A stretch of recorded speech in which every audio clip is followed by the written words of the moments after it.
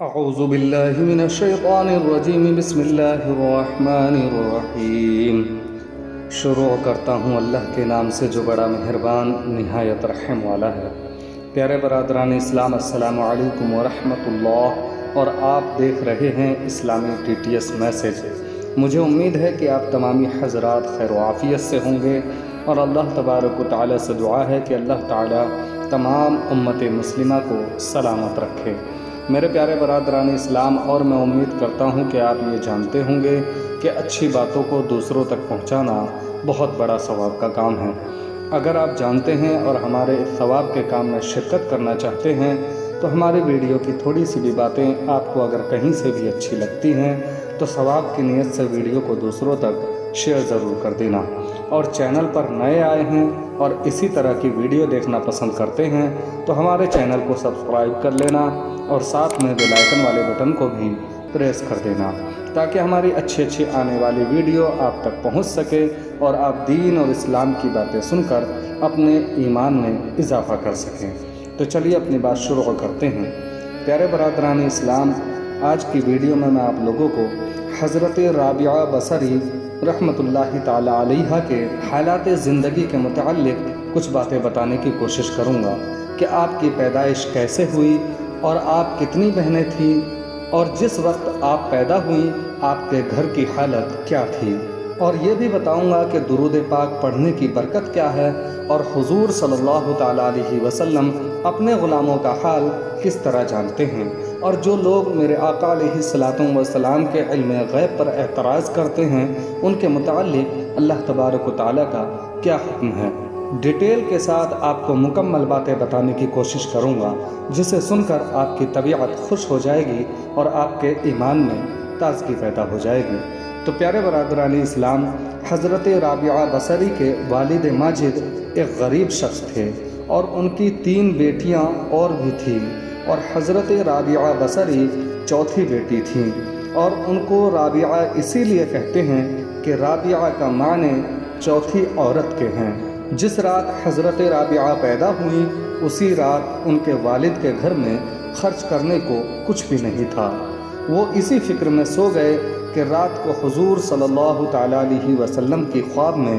زیارت ہوئی، اور حضور نے فرمایا کہ تم غمگین مت ہو، یہ لڑکی جو تمہارے یہاں پیدا ہوئی ہے بڑی برگزیدہ اور مقبول ہوگی۔ تم صبح امیر بصرہ کے پاس جاؤ، ایک کاغذ پر میری طرف سے یہ لکھ کر اسے پہنچا دو کہ ہر رات تم جو حضور صلی اللہ تعالیٰ علیہ وسلم پر 100 بار درود بھیجتے ہو، اور جمعہ کی رات کو 400 بار، یہ جمعہ کی رات جو گزر گئی ہے تم اس رات میں درود شریف پڑھنا بھول گئے ہو، اس کے عوض میں 400 دینار بطور کفارہ اس شخص کو دے دو۔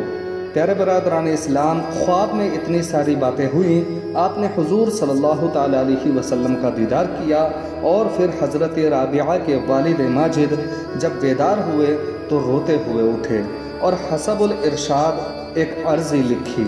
اور امیر بصرہ کے پاس پہنچے، اور پھر آپ نے ایک دربان کے ہاتھ وہ عرضی اندر بھیجی۔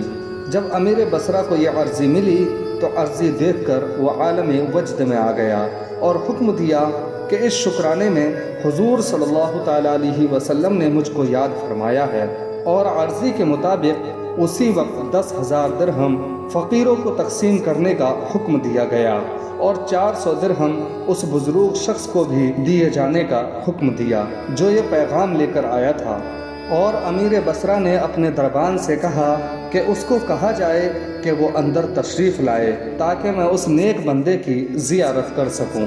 پیارے برادران اسلام، پھر ایک دم اٹھا اور کہا مگر یہ خلاف ادب ہے کہ میں اسے اندر بلاؤں، میں خود ہی اس کے خدمت میں حاضر ہوتا ہوں، اور اس کی راہ کو میں اپنی داڑھی سے صاف کرتا ہوں۔ چنانچہ امیر بصرہ خود باہر آیا اور حضرت رابعہ کے والد کے ہاتھ چومے، اور بڑے تعظیم و تکریم سے اسے مسند شاہی پر بٹھایا، اور عرض کیا کہ آئندہ جب کبھی بھی کوئی حاجت ہو خدا را آپ مجھ ہی سے خدمت لیا کیجیے۔ پیارے برادران اسلام، ان باتوں سے ہمیں معلوم ہوتا ہے کہ حضرت رابعہ بصری رحمۃ اللہ تعالی علیہ